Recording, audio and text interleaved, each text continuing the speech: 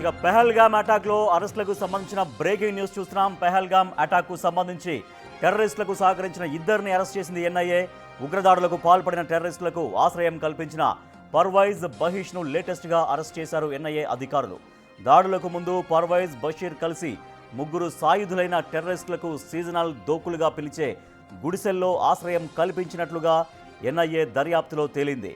అంతేకాదు ఫుడ్తో పాటు లాజిస్టిక్ పరంగానూ వీరు ముష్కరులకు సాయం చేసినట్లు గుర్తించారు.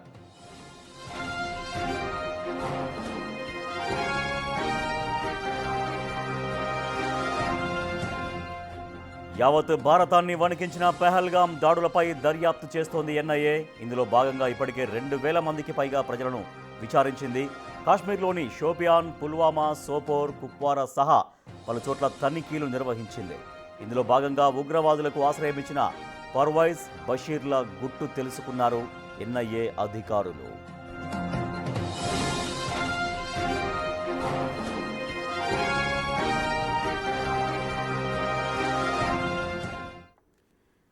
పెహల్గామ్ అటాక్కు సంబంధించి టెర్రరిస్టులకు సహకరించిన ఇద్దరిని అరెస్ట్ చేశారు ఎన్ఐఏ అధికారులు. మరింత సమాచారాన్ని ఢిల్లీ నుంచి మా ప్రతినిధి శివ అందిస్తారు. శివ, వీళ్ళను ఎట్లా ట్రేస్ చేశారు, ఎట్లా అరెస్ట్ చేశారు, వీళ్ళ పాత్ర ఎంతవరకు ఉన్నట్టుగా ఎన్ఐఏ అధికారులు ధృవీకరించుకున్నారు?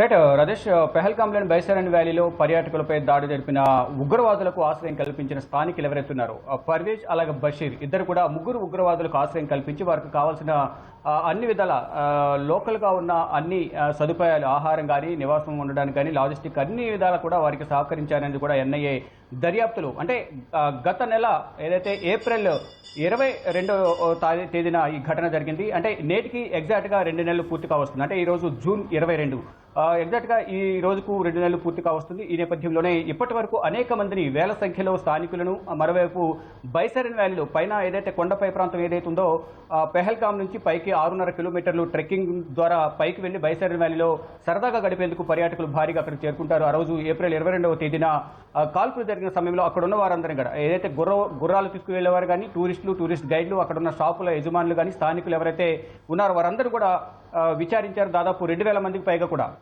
2800 నుంచి 3000 వరకు కూడా పర్యాటకులను, అక్కడ ఉన్న వారిని, స్థానికులు కానీ, పైన వ్యాపారులు కానీ మొత్తం అందరినీ కూడా విచారించారు. వారి నుంచి సమాచారం సేకరించారు. అంటే ప్రతి ఒక్కరు కూడా మొదటి నుంచి కూడా ఒకటే చెప్తుంది ఎన్ఐఏ, స్థానికంగా ఉన్న వారే వారికి సహకరించారు. వారి సహకారం లేదే అక్కడికి వెళ్ళి అక్కడ దాడులు చేసే అవకాశం ఉండదు అనేది కూడా మొదటి నుంచి చెప్తోంది ఎన్ఐఏ. దానిలో భాగంగా పుల్వామా, పెహల్గామ్ పరిసర ప్రాంతాల్లోనే వారందరూ కూడా నక్కి ఉన్నారు. స్థానికులు వారికి సహకరించొద్దు, మీ దగ్గర ఏదైనా వారి గురించి సమాచారం ఉంటే వారి వివరాలు మాకు తెలియజేయండి, సమాచారం ఇవ్వండి, ఎవరైతే సమాచారం ఇస్తారో వారి వివరాలు గోప్యంగా ఉంచుతామంటూ మొదటి నుంచి కూడా ఎన్ఐఏ చెప్తోంది. దానికి అనుగుణంగానే స్థానికుల నుంచి సమాచారం సేకరిస్తూ స్థానికుల సమాచారంతోనే వారిని ఎన్ఐఏ దర్యాప్తులో భాగంగా గుర్తించినట్టు తెలుస్తుంది. ఇద్దరిని, స్థానికులను పర్వేజ్ అలాగే బషీర్, ముగ్గురు ఉగ్రవాదులకు సంబంధించి స్థానికంగా వారు ఆశ్రయం కల్పించినట్టు తెలుస్తుంది.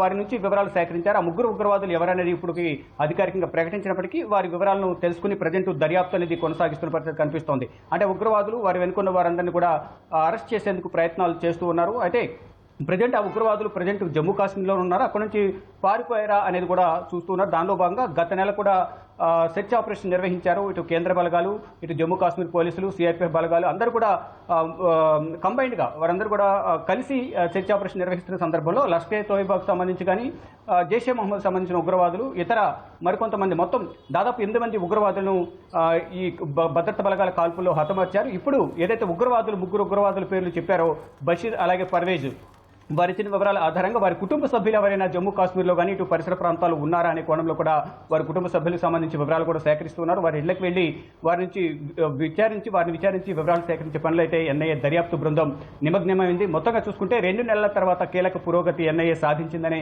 ప్రధానంగా చెప్పుకోవాలి. 2 నెలలకు దీనికి సంబంధించి ఎవరైతే సహకరించారో వారితో పాటు మరికొంతమంది కూడా సహకరించినట్టు కూడా తెలుస్తోంది. వారి నుంచి కూడా వివరాలు సేకరించి లోతైన దర్యాప్తు చేసిన తర్వాత అధికారికంగా వివరాలు వెల్లడించే అవకాశం అయితే ప్రధానంగా కనిపిస్తోంది. Rajesh, right, thank you Shiva. Pahalgam attacks జరిగి ఇవాల్టికి సరిగ్గా 2 నెలలు. ఈ 2 నెలల తర్వాత ఎన్ఐఏ నుంచి ఒక పురోగతి కనిపించింది. ఎన్ఐఏ ఎవరైతే ఆ టెర్రరిస్టుల ఉగ్రదాడికి పాల్పడ్డారో వాళ్లకు సహకరించినటువంటి ఇద్దరు ముఖ్యమైనటువంటి వ్యక్తుల్ని ఎన్ఐఏ అదుపులోకి తీసుకుంది.